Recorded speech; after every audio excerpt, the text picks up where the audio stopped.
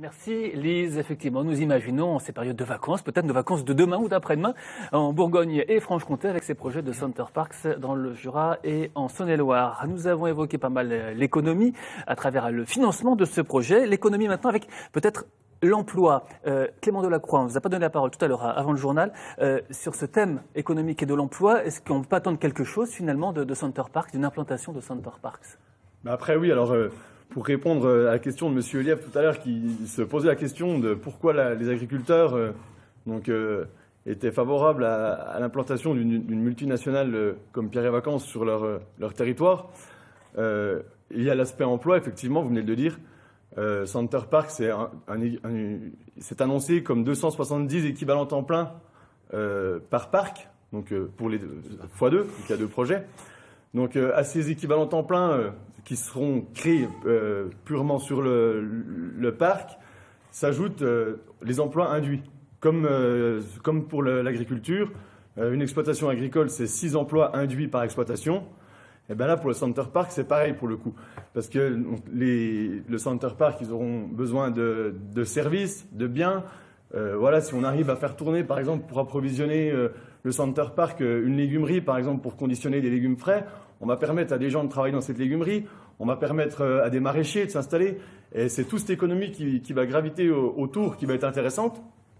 Ensuite, il y a... Mais il faudrait être compétitif, par exemple, pour proposer des produits locaux. S'il y a une volonté, certes, ça peut se faire, mais il faudrait être compétitif par rapport à... C'est des choses qui existent déjà, notamment sur la cantine municipale de Lons-le-Saunier qui s'approvisionne en produits locaux. Donc c'est des choses qui marchent et qui demandent qu'à être développées. Donc pourquoi pas saisir l'opportunité du Center Parc pour développer ce genre de choses. Sur un commentaire arrivé sur Facebook qui nous dit « Les employés chez Center Parc sont traités comme des chiens, alors pas de ça chez nous. Il y a ces emplois induits en dehors, il y a les emplois des personnes qui vont travailler pour le centre et vous craignez qu'il n'y ait pas forcément de retombées. On nous annonce 300 emplois pour le fonctionnement, en grande partie des contrats à durée indéterminée. 220 emplois à temps plein, dont à côté des temps pleins et des temps partiels, dont un grand nombre qu'on nous a vanté qu'ils répondraient aux besoins des agriculteurs en difficulté, qui seront des emplois de ménage à environ 300 € par semaine. Donc ça, temps partiel 300 € par mois, bien entendu. Par mois, temps partiel. 9 heures par semaine. Il faut voir dans quelle misère doit être le monde agricole pour qu'on vante le fait que des épouses d'agriculteurs qui sont aujourd'hui dans la difficulté vont enfin pouvoir mettre la tête sous l'eau, au dehors de l'eau. Et qui recherchent peut-être un complément de revenu et pas un emploi. Oui, mais enfin, moi je pense que des syndicats agricoles, que le monde agricole devrait avoir beaucoup plus d'ambition que ça et viser autre chose que d'aller simplement faire les ménages. Réponse rapide, après on fait circuler la parole. Ouais, je crois que, moi j'ai jamais entendu la présentation des emplois chez Center Parc comme étant une solution pour la députée du coin l'a fait. Pour les épouses d'agriculteurs. Non, c'est quand même.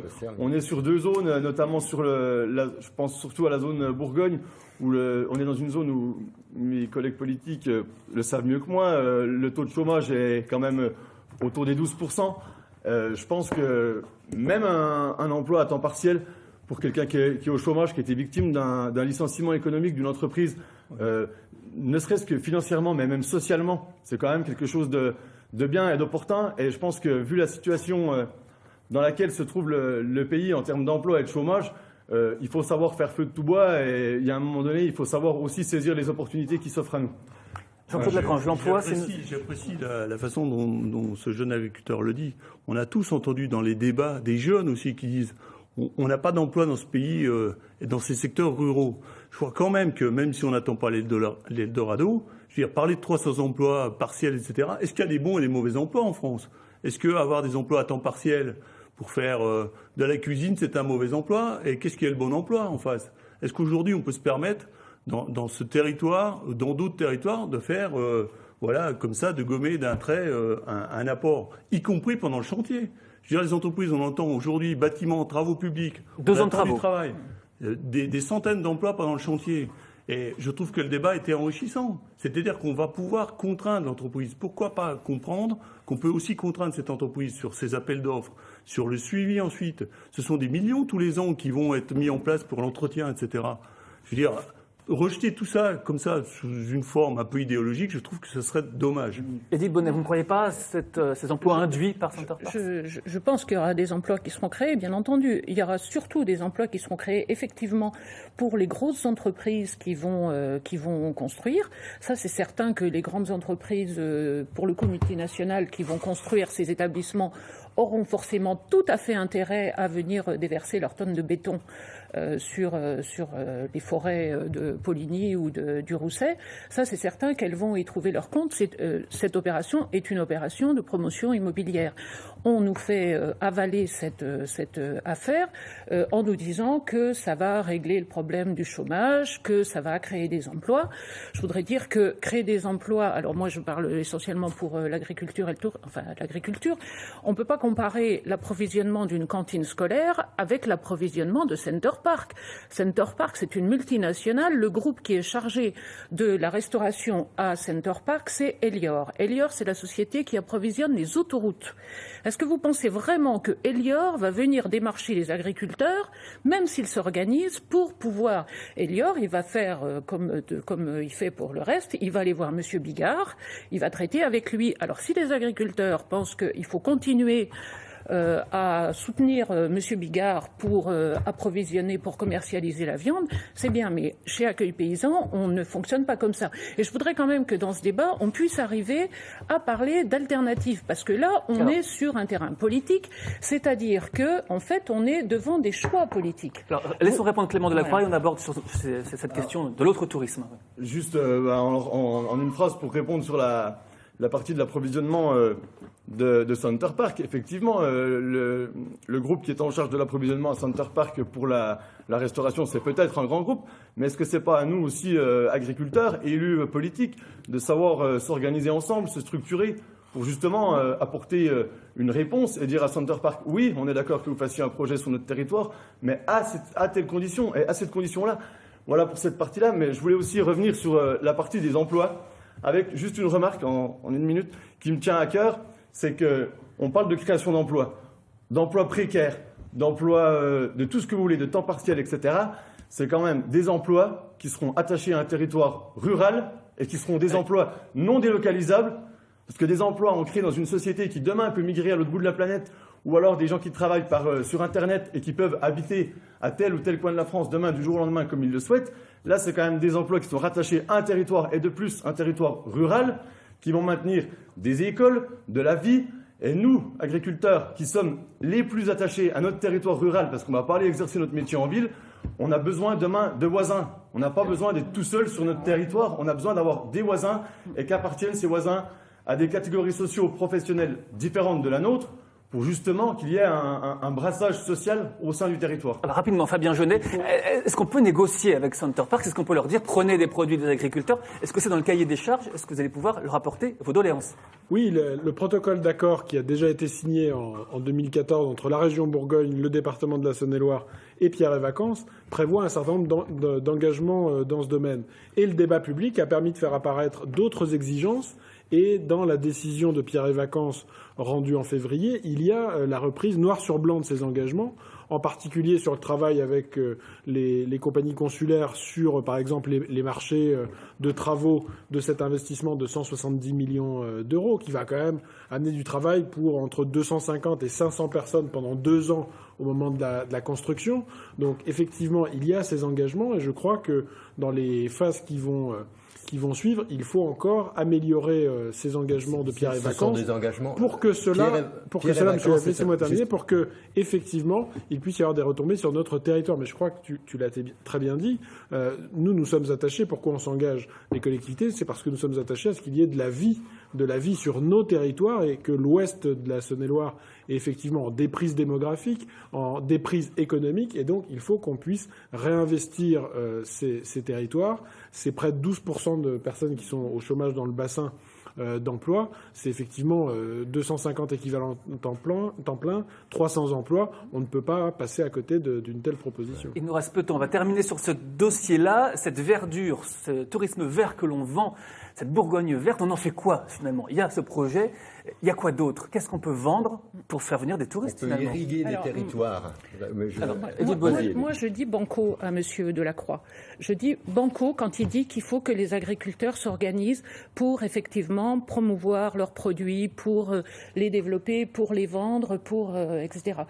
Par contre, alors là, chez Accueil Paysan, on ne fait que ça, c'est-à-dire aider les paysans à s'organiser en développant l'accueil justement pour avoir un complément de revenus, en développant les circuits directs dont vous avez dit qu'ils avaient le vent en poupe. Je dis d'accord. Alors là, on est complètement d'accord. On peut travailler ensemble. Et on fait quoi Par contre, sauf que vous avez des clients qui vont venir à vous tout seuls sans que vous ayez besoin d'aller les chercher. Et vous allez quelque part les refuser aux portes de la Bourgogne, là, leur dire.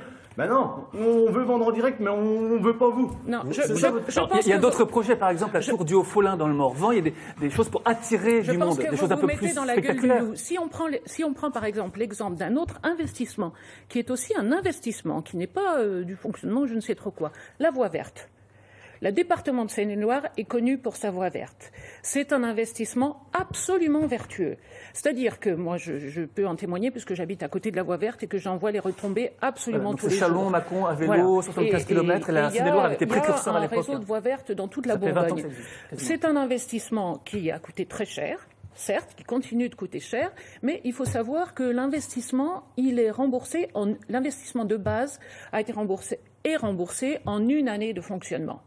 Il faut savoir qu'en termes d'image, ça donne une image de la Bourgogne qui est extrêmement vertueuse. Est-ce que c'est pas complémentaire? Est-ce qu'on ne peut pas imaginer que les gens de Center Park vont prendre leur vélo et aller faire Chalon-Mâcon? Mais non, les gens de Center Park ne viennent pas pour sortir, prendre un vélo et aller faire du tourisme en dehors. Ils viennent pour se reposer, pour buller à Center Park. Donc on ne peut pas dire que ces gens-là vont venir faire ça. Non, c'est un investissement qui est très vertueux puisqu'il irrigue tout le territoire. Et pour le coup, l'argent va directement chez les paysans. Il transite pas par je ne sais quelle société. Moi, quand je fais goûter mon bœuf charolais, c'est le bœuf. Voilà. Est-ce qu'on peut vendre, par exemple, aux Parisiens ou au bassin Rhône-Alpes, puisque ce sont les bassins de population visés, est-ce qu'on peut vendre concrètement, venez faire du vélo en Bourgogne? Ils peuvent faire ça n'importe où. Est-ce que ça suffit? Oui, bien sûr, ils peuvent faire ça n'importe où. Et ils le font. Et il ne faut pas nous faire croire qu'aujourd'hui, il n'y a pas de tourisme en Bourgogne. Peut-être qu'il a la spécificité. On ne vient pas passer un mois au bord de la mer. C'est assez difficile. Alors, qu'est-ce qu'on fait pour allonger les séjours en Bourgogne? C'est le fou du problème. Allonger le séjour, on a du monde constamment. De passage. Cela fonctionne. Et de passage, oui. Et pas toute l'année. Et qui achètent des bons vins. Et alors que là, on veut les attirer, les mettre dans un espace clos qui serait le même que la Normandie ou la Sorolaise. C'est un travail qui construit cette nuit. Voilà. On va terminer avec la parole aux élus qui vont faire quelque chose pour le tourisme. Fabien Genet d'abord et Jean-Claude Lagrange. Il nous reste 1 minute. Donc 30 secondes pour vous. Oui, moi ce que je voudrais dire, c'est qu'avec avec mes collègues, nous restons à la fois très volontaires sur ce dossier parce que nous avons vraiment besoin, on l'a compris je crois pendant ce débat, d'améliorer encore les capacités touristiques de notre département, mais nous serons très vigilants sur les engagements de Pierre et Vacances pour qu'effectivement en termes de retombées économiques, en termes d'emploi, en termes de précautions environnementales, toutes les précautions soient prises pour que ce soit une belle réussite pour la Saône-et-Loire. Vous êtes d'accord avec ça en 15 secondes? Tout à fait, je suis tout à fait d'accord. On n'est pas là pour opposer un type de tourisme à un autre, on est là pour valoriser des produits locaux, pour créer de l'emploi dans des territoires en difficulté. Je pense qu'il faudra avoir des garanties. On les négocie actuellement avec Pierre et Vacances, dont la responsabilité est de décider ou pas la réalisation du projet. Et nous suivrons l'avancée du dossier puisque des études complémentaires ont été demandées, on l'a compris. Réponse peut-être avant l'été. Revoir cette émission, c'est possible sur Internet. La semaine prochaine, nous parlerons des impôts, autre sujet qui nous concerne tous. À suivre la deuxième partie du 12-13. Très bon week-end sur France 3.